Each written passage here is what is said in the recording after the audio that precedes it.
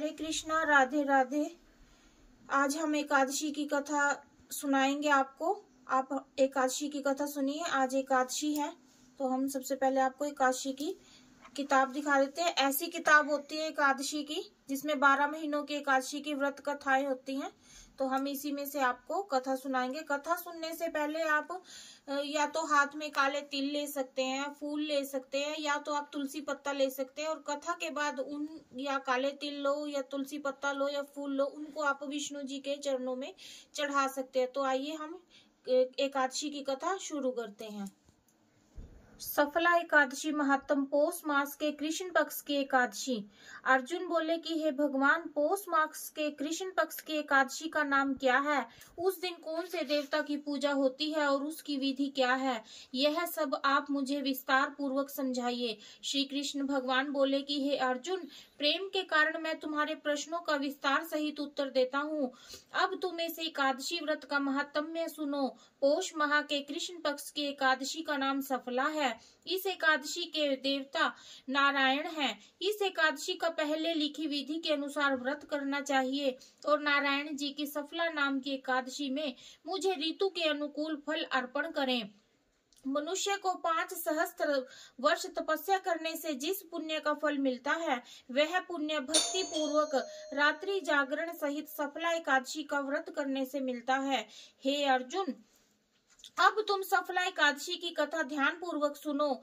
चंपावती नगरी में एक महिष नाम का राजा राज्य करता था तथा राजा के 4 पुत्र थे। उन पुत्रों में सबसे बड़ा लुम्पक राजा नाम का पुत्र महापापी था। वह हमेशा पर स्त्री गमन तथा वैश्याओं के यहाँ अपने पिता का धन व्यय किया करता था। वह सदैव देवता, ब्राह्मण, वैष्णव आदि की निंदा किया करता था। जब उसके पिता उसको अब बड़े पुत्र के बारे में ऐसा समाचार ज्ञात हुआ, तब उसने उसको अपने राज्य से निकाल दिया। जब लुम्पक सबके द्वारा त्याग दिया गया, तब वह सोचने लगा कि अब मैं क्या करूं, कहाँ जाऊं। अंत में उसने रात्रि को पिता की नगरी में चोरी करने की ठानी। वह दिन में बाहर रहने लगा और रात को अपने पिता की नगरी में जाकर वह अन्य बुरे कर्मों करने लगा। रात्रि में वह जाकर नगर के निवासियों को मारता तथा कष्ट देता। कुछ ही दिनों में उसने संपूर्ण नगरी को समाप्त कर लिया। प्रातः उसे पहरेदार पकड़ने पर जब राजा के भय से छोड़ देते थे। जिस वन में वह रहता था वह भगवान को बहुत प्रिय था। उस वन में वह बहुत पुराना पीपल का वृक्ष था तथा उस वन को सब लोग देवताओं का क्रीड़ा स्थल मानते थे। इस जंगल में पीपल के वृक्ष के नीचे महापापी लुम्पक रहता था। कुछ दिनों के बाद पौष मास के कृष्ण पक्ष की दशमी के दिन वह वस्त्रहीन होने के कारण शीत के मारे मूर्छित हो गया। शीत के कारण वह रात्रि को न सो सका और उसके हाथ पैर जकड़ गए। उस दिन वह रात्रि बड़ी कठिनता से बीती, परंतु सूर्य नारायण के उदय होने पर भी उसकी मूर्छा न गई। सफला एकादशी के मध्याह्न तक वह दुराचारी मूर्छित ही पड़ा रहा। जब सूर्य की गर्मी से उसे कुछ गर्मी मिली, तब उसे होश आया और अपने स्थान से उठकर गिरते पड़ते वन में भोजन की खोज में चल पड़ा। उस दिन वह जीवों को मारने में असमर्थ था, इसीलिए जमीन पर गिरे हुए फलों को खाकर पीपल के वृक्ष के नीचे आया। तब तक सूर्य भगवान अस्ताचल को प्रस्थान कर गए। उसने उन फलों को पीपल की जड़ के पास रख दिया और कहने लगा कि हे भगवान, इन फलों से आप ही तृप्त होवें। ऐसा कहकर वह रोने लगा और रात्रि को उसे नींद न आई। उस महापापी के इस व्रत तथा रात्रि जागरण से भगवान अत्यंत प्रसन्न हुए और उसके समस्त पाप नष्ट हो गए। प्रातःकाल होते ही एक दिव्य रथ अनेकों सुंदर वस्तुओं से सजा हुआ आया और उसके सामने खड़ा हो गया।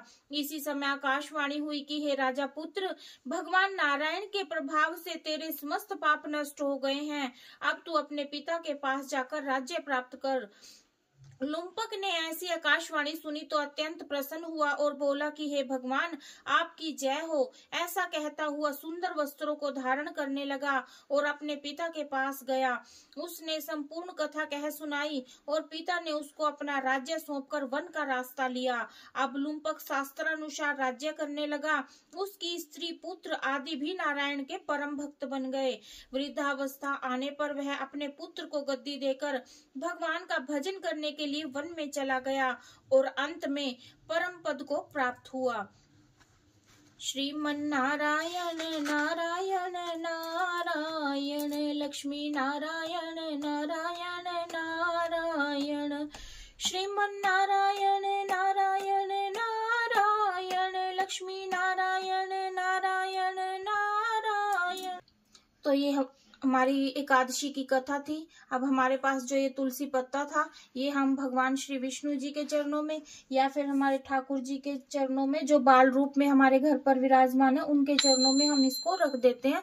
तो ये थी हमारी एकादशी की कथा। अगर आपको अच्छी लगी हो तो प्लीज मेरे चैनल को सब्सक्राइब करें, लाइक करें एंड शेयर करना ना भूलें। जय श्री कृष्णा, हरे कृष्णा, हरि बोल।